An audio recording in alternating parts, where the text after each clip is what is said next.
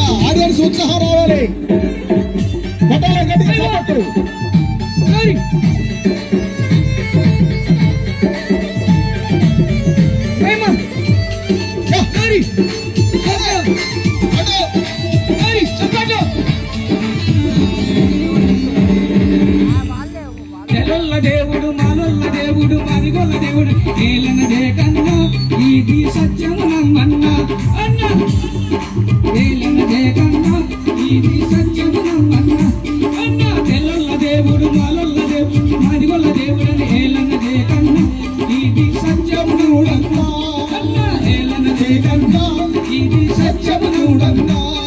హల్లెలూయా హల్లెలూయా.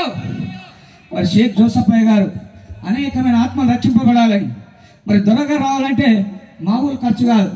మరి దొరగారిని తీసుకొచ్చి అనేకమైన ఆత్మలు రక్షింపబడాలని భారం కలిగి తీసుకొచ్చిన షేక్ జోసఫయ్య గారికి ఒకసారి గట్టిగా చప్పట్లు కొడదాం.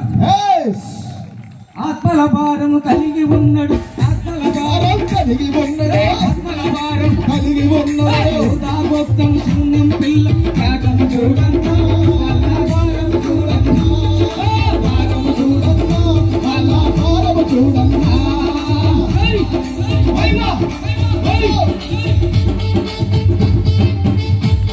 సంతోషమైన సమయంలో ఉండి ఈ సాయంకాలం ఇంత మంచి వాతావరణం ఇచ్చిన దేవుని సన్నిధిలో కొంత చిరునవ్వుతో చెప్పండి కొట్టలేరా? అంత సీరియస్ అవసరమా? ఎంత మంచి వాతావరణం ఇచ్చిన దేవుడు, అదే మహిమ.